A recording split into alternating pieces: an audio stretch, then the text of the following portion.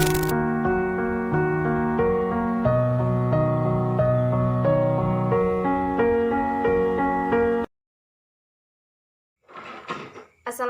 warahmatullahi wabarakatuh. Di sini kami dari kelompok 6, kami akan menyampaikan materi tentang macam-macam perjanjian, batal dan berakhirnya suatu perjanjian. Di sini saya Mas Riani sebagai pemateri yang pertama, kemudian ada Gita Ropelia Putri sebagai pemateri yang kedua, Nova Afrilia sebagai pemateri yang ketiga, dan Winda Amalia sebagai pemateri yang keempat. Baiklah, langsung saja kita lanjut ke materi yang pertama, yang akan disampaikan oleh saya sendiri. Baiklah, di sini saya Mas Riani sebagai pemateri yang pertama, saya akan menyampaikan tentang macam-macam akad. Yang pertama, macam-macam akad berdasarkan keabsahannya, yaitu akad sahih dan akad tidak sahih. Akad sahih adalah akad yang telah memenuhi rukun dan syarat-syaratnya, di mana hukum yang ditimbulkan ini mengikat para pihak yang berakad. Contoh, akad lazim. Kemudian, akad tidak sahih. Akad tidak sahih adalah akad yang tidak memenuhi rukun dan syarat-syaratnya. Contoh, akad batil. Kemudian, dilihat dari penamaannya, yaitu akad yang bernama dan akad yang tidak bernama. Akad bernama adalah akad yang telah dijelaskan atau disebutkan oleh syarah dalam Al-Quran dan hadis. Contoh, akad dalam jual beli, dalam sewa menyewa. Kemudian akad yang tidak bernama. Akad yang tidak bernama adalah akad yang namanya tidak disebutkan oleh syarah, tetapi muncul seiring dengan perjalanan umat Islam untuk digunakan berdasarkan kebutuhan. Contoh, akad istisna. Kemudian, akad yang dilihat dari zatnya, yaitu akad yang terhadap benda yang berwujud dan akad terhadap benda yang tidak berwujud. Akad terhadap benda yang berwujud memiliki 5 jenis, yaitu hibah, ariyah, wadiah, kirah, dan rahn. Kemudian, akad terhadap benda yang tidak berwujud adalah akad selain 5 jenis akad tadi. Kemudian dilihat dari sifatnya, ada akad pokok dan akad aksesorir. Akad pokok adalah akad yang mampu berdiri sendiri tanpa bergantung terhadap hal lain. Contoh, akad dalam perniagaan yaitu jual beli.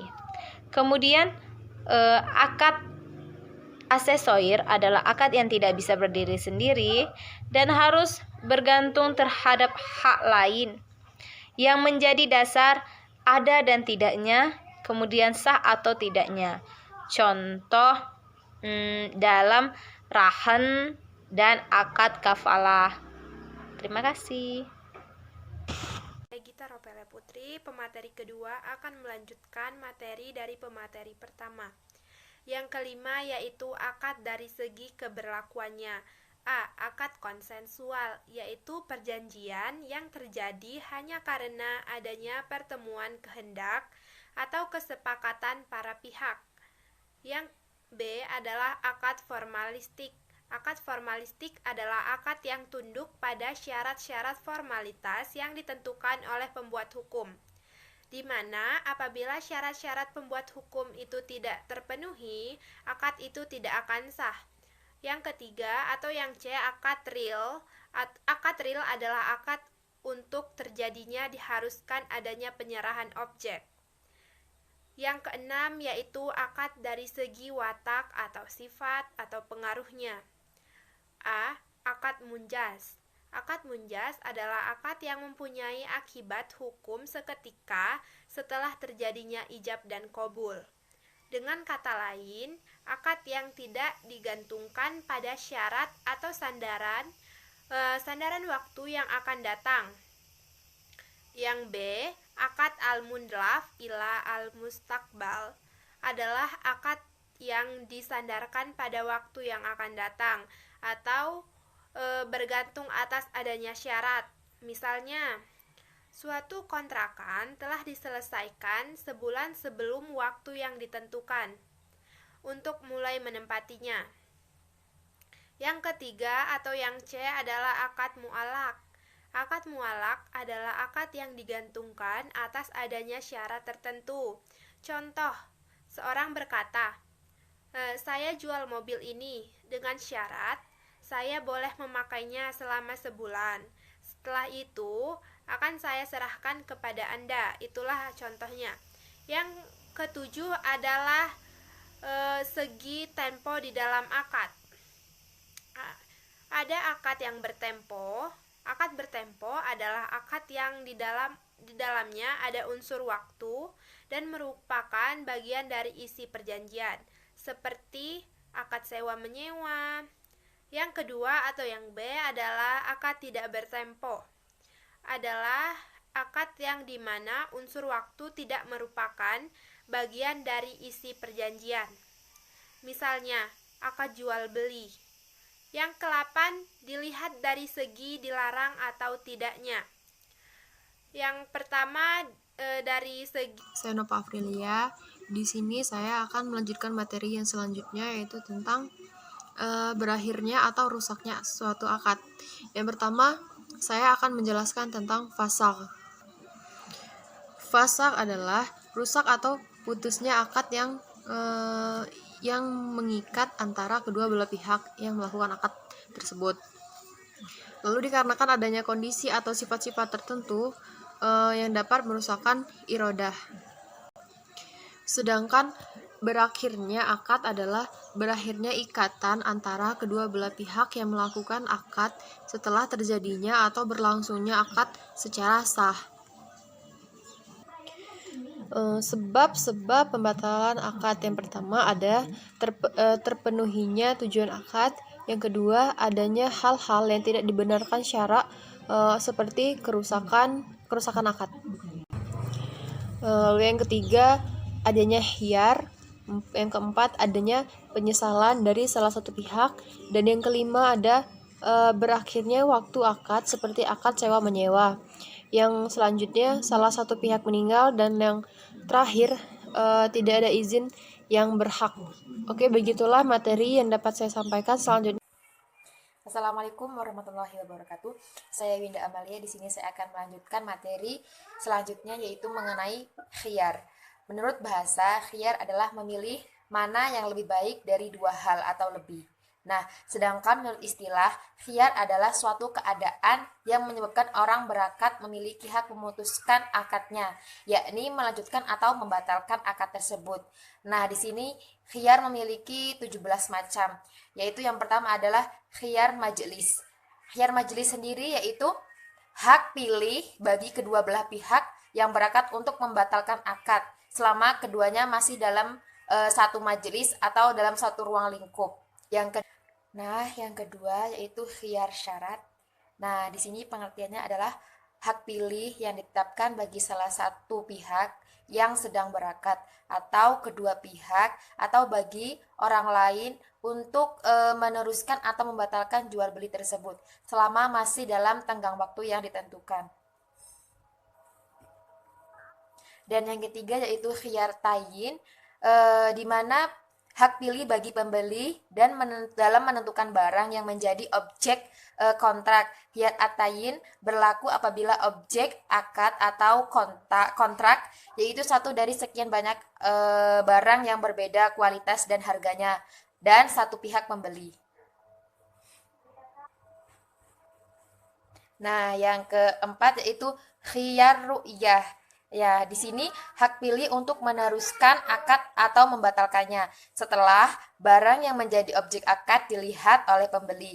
Hal ini terjadi dalam kondisi di mana barang yang menjadi objek akad tidak ada di majelis akad. Kalaupun ada, hanya contohnya saja. Nah, yang kelima yaitu khiyar al-aib atau cacat. Di sini pengertiannya yaitu hak untuk membatalkan atau melangsungkan kontrak bagi kedua belah pihak yang mengadakan kontrak apabila terdapat sesuatu catatan dalam objek kontrak dan cacat ini tidak diketahui, maka bisa membatalkan jual beli tersebut.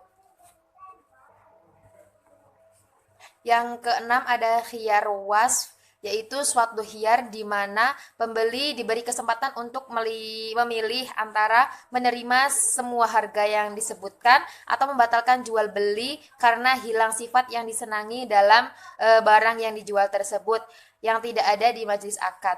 Nah, yang ketujuh. Oke, yang nomor 7 yaitu khiyar an-naqd.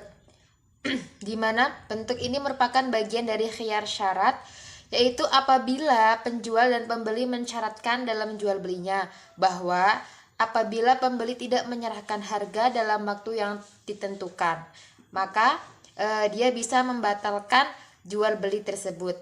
Yang ke-8 yaitu khiyar ghaban ma'at taghrir, yaitu suatu hak pilih di mana penjual mengecoh pembeli atau sebaliknya dengan ucapan, misalkan dengan harga yang murah atau dengan perbuatan yaitu tipuan dalam sifat, dan ini tidak diperbolehkan dalam khiyar ghaban ma'at taghrir. Selanjutnya nomor 9 yaitu khiyar tamiyah. Nah, di sini bentuknya yaitu khiyar di mana seseorang membeli sesuatu dalam wadah dan penjual tidak tahu apa dan berapa isi dari wadah tersebut. Dalam hal ini penjual setelah membuka wadah tersebut berhak memilih untuk melanjutkan atau membatalkan jual beli tersebut. Nah, yang ke-10 yaitu khiyar istihqaq, yaitu suatu khiyar yang ditetapkan kepada pembeli karena ia mendapatkan hak penuh atas barang yang dijual, baik seluruh maupun sebagiannya. Nah, yang ke-11 yaitu khiyar taghrir fi'li. Nah, di mana khiyar ini berbentuk termasuk khiyar ghaban, yaitu suatu hak pilih karena ada penipuan dalam sifat objek akad. Misalnya disebutkan barangnya bagus, tetapi ternyata barangnya tidak sesuai dengan yang diberikan atau yang dicontohkan, maka itu dinamakan khiyar ta'rif fi'li. Nah, yang ke-12, yang nomor 13 yaitu khiyar khiyanah murabahah, yaitu suatu bentuk khiyar dalam jual beli murabahah dengan tambahan harga oleh penjual, tetapi sebenarnya ia berdusta. Nah, yang ke-14 itu khiyar khiyanah tauliyah, yaitu sebuah bentuk khiyar dalam jual beli tauliyah dengan tambahan harga oleh penjual, tetapi sebenarnya dia juga seperti berdusta gitu. Yang ke-15 yaitu khiyar tafrik asyafaqoh, yaitu bentuk khiyar yang terjadi karena rusaknya sebagian objek yang dijual. Dalam hal ini pembeli boleh khiyar dengan cara membatalkan jual beli dan meminta kembalian uang harga semuanya, atau mengambil sebagian barang yang masih bagus dengan potongan harga untuk barang yang rusak. Nah, yang ke-16 itu persetujuan akad fuduli. Nah, di sini bentuk khiyarnya yaitu si pemilik barang apabila barangnya dijual oleh orang lain dan jual belinya mauquf menurut Hanafiyah dan Malikiyah, pemilik boleh memilih antara meneruskan jual beli sehingga akad menjadi nafiz dan membatalkan jual beli barang, dikembalikan kepadanya uang tersebut. Yang ke-17 yaitu khiyar berkaitan dengan hak orang lain dalam objek jual beli.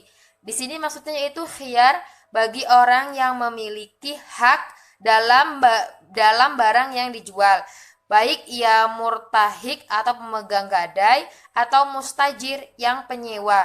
Dalam hal ini, baik yang murtahin atau yang mustajir boleh memilih antara membatalkan akad jual beli tersebut atau meneruskan jual beli tersebut.